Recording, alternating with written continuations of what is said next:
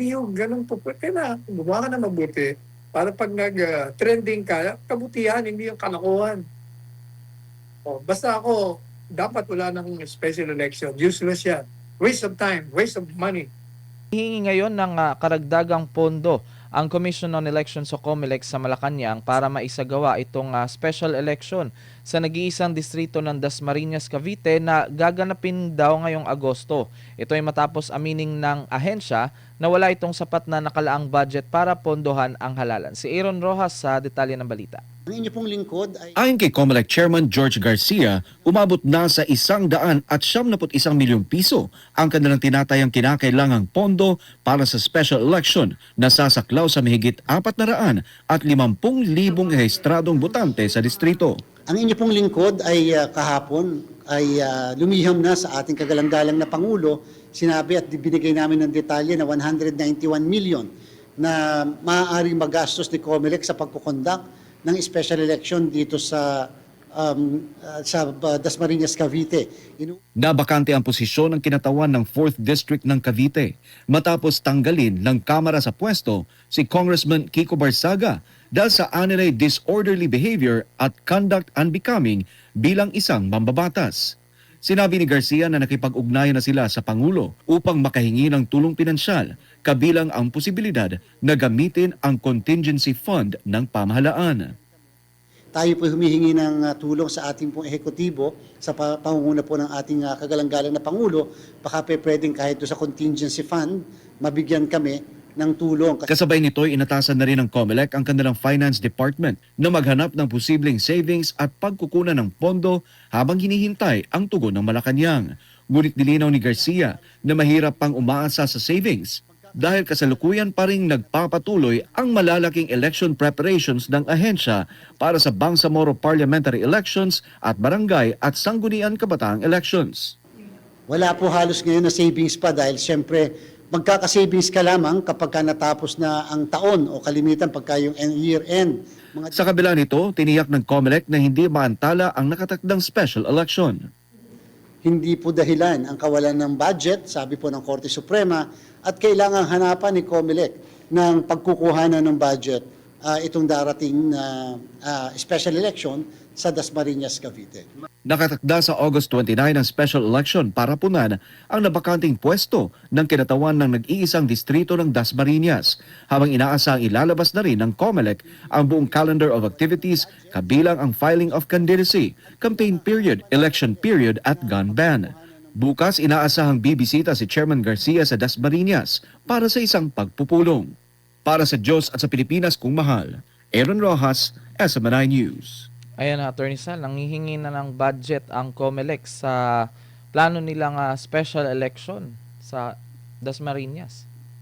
Bago tayo pumunta dyan, meron akong nakaligtaan na banggitin tungkol dun sa kaso nila Recto. Dahil hindi ba billion nga.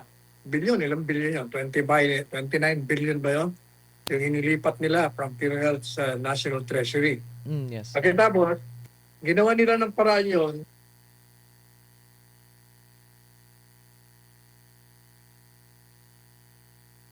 Hindi ba naging posisyon ko mali yun, kako? Kasi yung 29 billion na nilipat mo sa National Treasury na inilagay ngayon sa flood control projects, ninakaw yon ng mga walang yang, mga magnanakaw dyan sa Kongreso, sa DPWH. Kaya sabi ko, dapat ang pagsoli ng 29 billion pesos sa PhilHealth manggagaling doon sa mga ninakaw. Kaya hulihin nyo na yon, kunin nyo, di ba may mga nagsoli na, yun ang ilalagay ninyo sa PhilHealth. Hindi yung kukuha kayo sa National Treasury para maglagay. O biro yun, ninakaw na nga sa atin, tapos tayo pa mag-abono. Ano ba yan? Kaya dapat ganun ang gawin nyo. Lahat ng mga ninakaw sa flood control, kunin nyo na uli yun, yung mga sinoli, yun ang iligay nyo sa PhilHealth para maibalik yung nawala. Punta naman natin dito sa Garcia. Ang pagkakaalam natin, bago ka magkaroon ng special elections, ang Kongreso ang magsasabi sa'yo. Nanotice sila na may bakante. Hindi ko alam kung ginawa na ng Kongreso yun. Kasi ang COMELEC cannot on its own declare na magkaroon ng special election. Kailangan meron mo ng may protocol na tinatawag yan.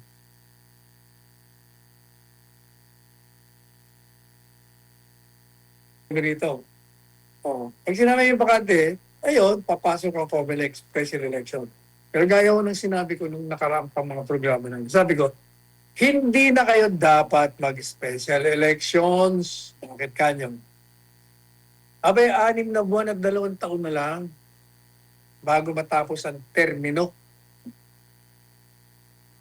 Ano pa namang magagawa ng gagawa pa kayang halala, magbibilang na naman, magprotesta pa, kung ano-ano pa. Madaling sabi, useless. Hindi lamang useless, sinasayang natin ang pera ng bayan. Kaya ngayon, wala pala kayong pera, tapos gusto niyo pang mag-special election. Dapat, nag-in-advise yung Kongreso, huwag na kayong magsabing may bakante kasi useless eh. Wala naman kaming pera. Hihingi pa kami ng pera sa executive. Ang executive doon, sabihin, wala na rin pera, ninakaw na. Oh. Yan ang problema kasi hindi nyo ginagamit ang inyong mga influensya. Dapat talaga, wag na yung special election. Hindi naman mawawala ng representasyon niya mga yun. Kasi pwede naman nung lagyan yan. Yung sa ibang distrito, pwedeng dalawa muna silang hawakan yung distrito para lahat ng mga pangangailangan ng distritong nawalan ng kongresista, magkaroon.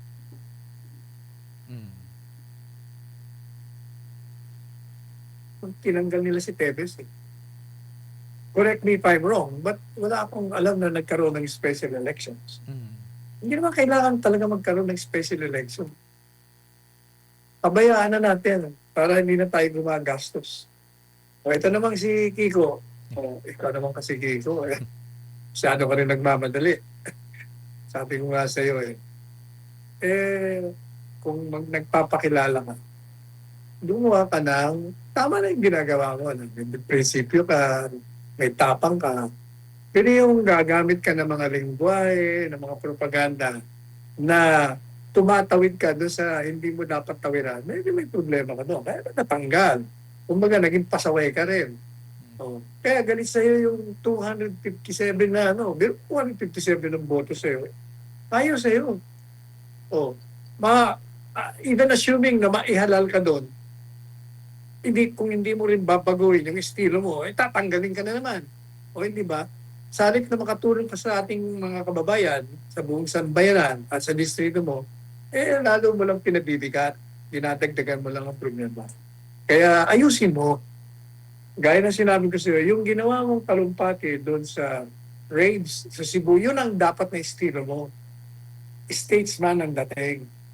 Hindi mayabang, hindi nagsisisigaw, hindi bigay ng magagandang mga payag. Hindi kagaya ng isang kasama mo na batang abogado na para magpakilala kung ano-anong murang ginagawa.